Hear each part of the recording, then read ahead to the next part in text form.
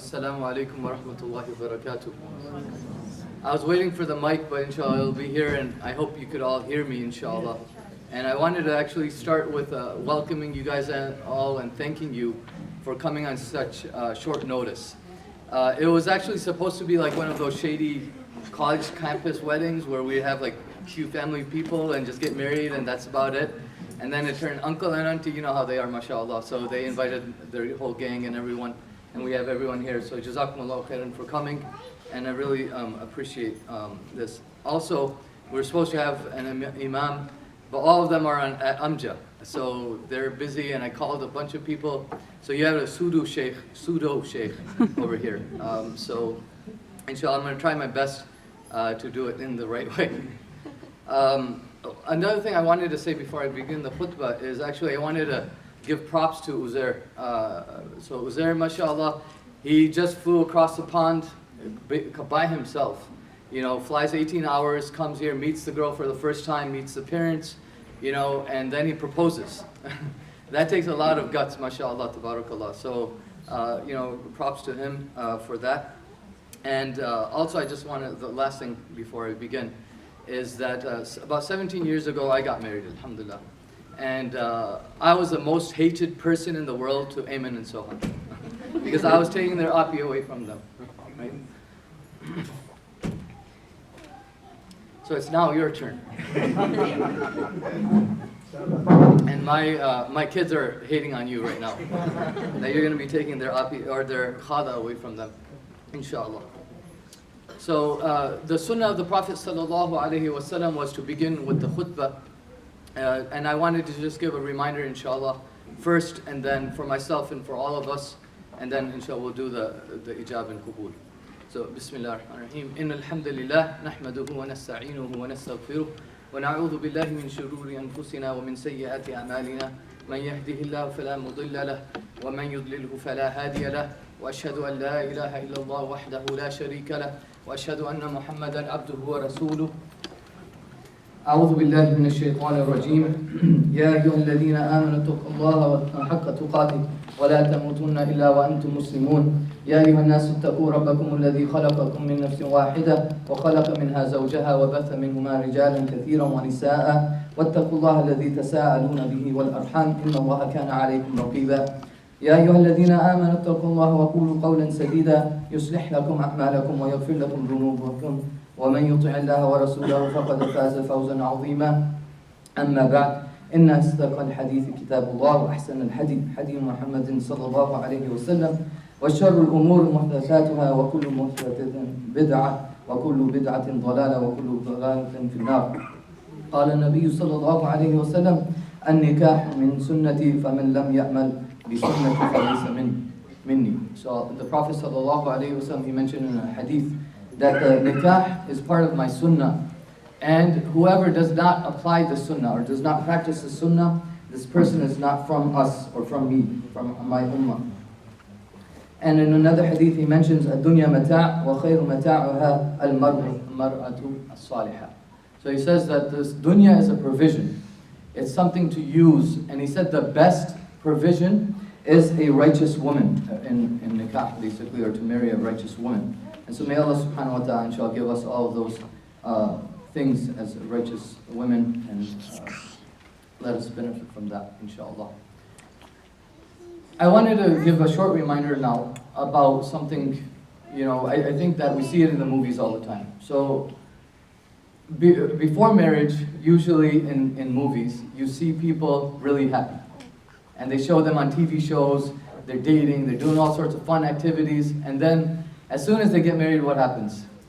It goes downhill, right? And in Islam, of course, it's a complete opposite, right? So we have, before marriage, we shouldn't be doing some of those things that they show all the time. And then after marriage is when you actually enjoy each other and all of those things. And the Prophet, Allah subhanahu wa ta'ala in Surah Al-Rum, he mentions, you could say, 2 keys to success for any marriage. So he says, أعوذ بالله من الشيطان الرجيم ومن آياته أن خلق لكم من أنفسكم أزواجا لتسكنوا إليها وجعل بينكم مودة ورحمة إن في ذلك لآيات لقوم يتفكرون. So Allah subhanahu wa ta'ala, he says that from his ayat, from His signs, from His miracles and all these things. Allah subhanahu wa ta'ala has created from you your spouses, right? With Adam and Hawa alayhi salatu wasalam.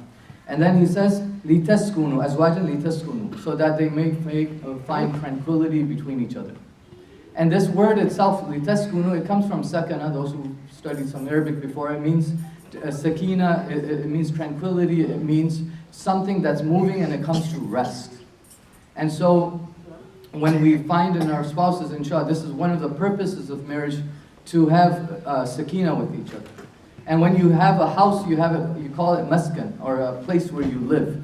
A place where you call home, and you find tranquility in that home. And so this is one thing Allah subhanahu wa ta'ala says. And then in the next part He says, وَجَعَلَ بَيْنَكُمْ مَوَدَّةً وَرَحْمَةً. And we have made these two things, you could say. He placed between you affection or love, mawadda wa rahma, and mercy as well. إِنَّ فِي ذَلِكَ لَآيَاتٍ لِقَوْمٍ يَتَفَكَّرُونَ. And this is indeed a sign for those people who do tafakkur, who really think about these things. And so may Allah subhanahu wa ta'ala let us, of course, find comfort and protection and relaxation in our homes as well. And in another ayah, Allah subhanahu wa ta'ala, He says in Surah Al-Baqarah, in a part of the ayah, He says, هُنَّ لِبَاسٌ لَكُمْ وَأَنْتُمْ لِبَاسٌ لَهُنَّ. So He says that they are a cloth or a clothing for you, and you are a clothing for them. And something that we need to reflect on is, what is cloth, right? What does cloth do? So it takes an average looking guy, it takes an average looking girl, right? And it beautifies them in such a way that it just makes them look completely different because of what they're wearing.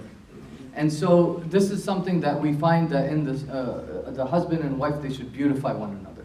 They should help each other and becoming more and more beautiful, and also complementing each other as well.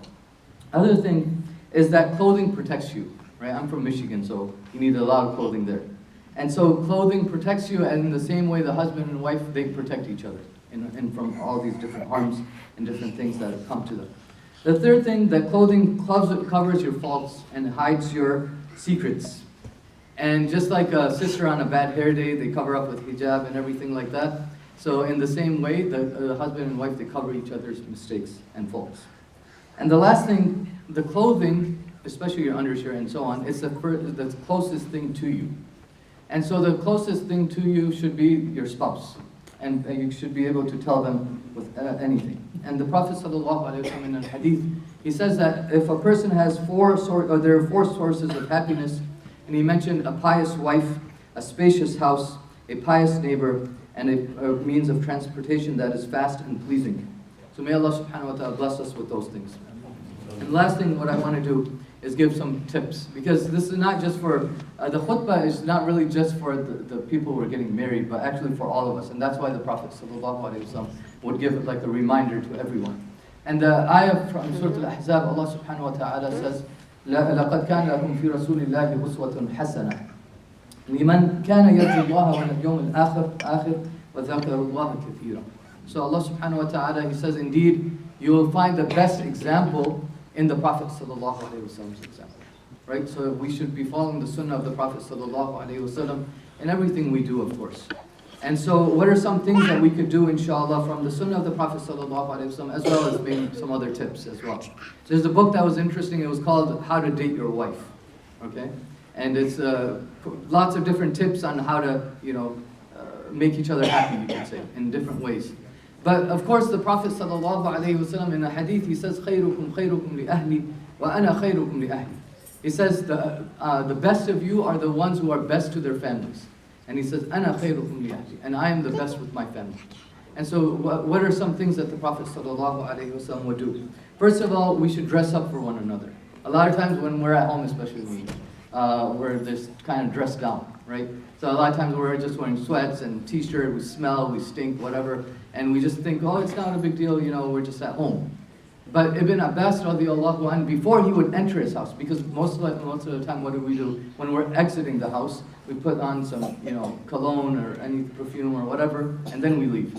Ibn Abbas radiallahu anhu, before he entered the house, he would put on cologne or, itar and whatever, some oil, and then smell nice, fix up his beard and everything, and then go into his house. And so the Prophet ﷺ, we see him doing similar things with the miswak. He would brush his teeth before entering his house, so he would be nice and presentable in front of his wife. Another thing that we can do is we can call our wives by wife by names that are lovable. Like the Prophet ﷺ, he would call his wife Aisha, okay, or Humayra, and different names like this that showed his affection towards his wife. Now, don't get, like some people like getting lovey-dovey and they do it in front of other people and it gets really annoying. So don't be like that. But, they, in private and everything, of course, use different cute names with one another. Another thing the Prophet ﷺ would do was he was, and this is a very common one that we know, that he would race with his wife. During even the battle, I mean, it's like imagine returning from battle, it's like a pretty serious situation. And the Prophet ﷺ would tell the others to kind of go ahead so that he could race with his wife. And so once in a while have like some type of competition, a playful type of thing with one another, inshallah. He was also a good listener, right? And there's a very long, one of the longest hadith in Sahih Muslim, it's talking about different conversations that Aisha radiallahu anha heard from various women in a circle, and she was going through the entire thing, and that's recorded in a hadith. And if you read it, it takes 10-15 minutes. So just imagine him listening to the whole thing and then responding to, not on his iPhone, not on other things, and kind of giving half the attention, but full attention to his wife. Another thing that we should do, I mean, this was something that he would do. He was a romantic, and so when he would eat with his or drink with his wife, he would look at where the cup was, where she drank from. Aisha radiallahu anha drank from. He would turn the cup the same way so his lips could touch the same place. He would also smile and embrace his wives often. And some hadith mentioned that he would kiss his wives before going to the masjid even, before exiting the house. Another thing that we can do, inshallah, is make dua for their family, for them. Right? We have so many different du'as, but especially رَبَّنَا هَبْ لَنَا مِنْ أَزْوَاجِنَا وَذُرِّيَّاتِنَا قُرَّةَ أَعْيُنٍ وَجَعَلْنَا لِلْمُتَّقِينَ إِمَامًا. So different du'as from the Quran and Sunnah. Make du'as for the wife. Make du'as for her family, the in-laws. That's sometimes doesn't happen, but sometimes making good du'as for each other, inshallah, will be of great benefit. Another thing that we can do is try to have each other write down some things that we love about one another. Things that make the other person happy. And so making a list of those things and trying to be, more cognizant of that, thinking about that. So next time, inshallah, you remember and you bring some of those things up. Being humorous. A lot of times when we come home, we're like lions, right? Where's the food? Where's this? Where's that? And when we're outside the home, we're very, jovial, we're nice and kind maybe and so on. And so smiling and being humorous and playful, again, in the home. Maybe buy boxing gloves once in a while and box with each other. I'm just joking. But, so having like a happy family night or things like that. One time we played Iron Chef on Thanksgiving. We don't celebrate Thanksgiving, obviously, but we had a competition between the family, and so we had different teams and everyone had to cook a meal. We failed miserably, but something like this. So something to bring some joy and happiness in the family. One of the sisters, she gave her husband 10 Hershey's Kisses. And she wrote different things that she loves about him on each of those, and he would eat it, and then he would remember that. And the last thing is, a lot of times we go on a honeymoon and that's it. It's just like a one and done thing, and we never think about it again. And this is something that we should, every once in a while, we should try to go out on a trip. And it doesn't have to be, like all luxurious and out of, the country or anything like that. But going just somewhere and spending some time, quality time with one another, inshallah, it will rejuvenate the marriage as well. May Allah subhanahu wa ta'ala let us be of this example, and to follow the example of the Prophet sallallahu alaihi wasallam with our families and so on. And inshallah, with that, I'd like to just conclude the khutbah, and I ask Allah subhanahu wa ta'ala to really bestow upon us these righteous wife and righteous children who will obey us and be the leaders of mankind in the future as well. I'd like to invite, inshallah, so Uzair, if you can come up, please, and Uncle, and Mama, and if Shoaib, if you can you can come up, you can just take a seat, inshallah.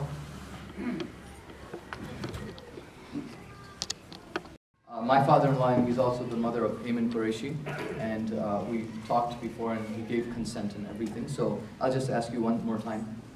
The nikah is really, really simple. A lot of times we make this like really weird thing and everything. It's really just ijab and qubul. It's like asking the question and accepting, and that's about it. And so, but inshallah, if I can ask you that if you give consent to your daughter Ayman Qureshi to be married to Uzair Baz for the stipulated amount that we had discussed, which was the ring in Mu'ajjad, which is right now, and the mu'akhkhar would be $500, inshallah, in the future. So, in front of these two witnesses, do you agree to this? Yes, I agree to this. Just yeah? Yes, I agree. Okay, Jazakumullah khairan. And for Uzair, inshallah, do you take Ayman Qureshi, the daughter of Salim Qureshi, alongside these two witnesses for marriage with the stipulated amount? And you should say, I accept her, I accept Ayman Qureshi in marriage. I accept Ayman Qureshi in marriage. Okay, say it again. I accept Ayman Qureshi in marriage. Okay. Do you take the daughter of Ayman, do you take Ayman Qureshi, the daughter of Salim Qureshi, in marriage with the stipulated amount that we had agreed to? Yes, I do. Agreed to. Inshallah, may Allah subhanahu wa ta'ala bless marriage. And I have some just basic paperwork. You just have to sign it if you have a pen, really quick, inshallah. So you can sign over there, and then Ayman would sign, and then two witnesses. We don't have a pen. There's a pen. Okay. Yes, Jazakumullah. Someone mashallah has it. I can't.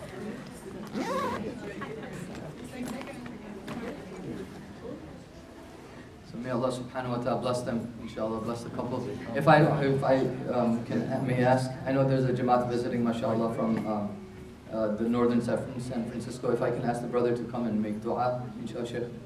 Jazakumullah, barakallahu feekum. You did a good job, mashallah. Read the dua yourself. No, please. No, barakah. We need barakah, inshallah.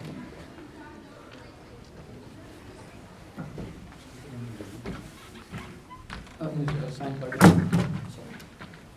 I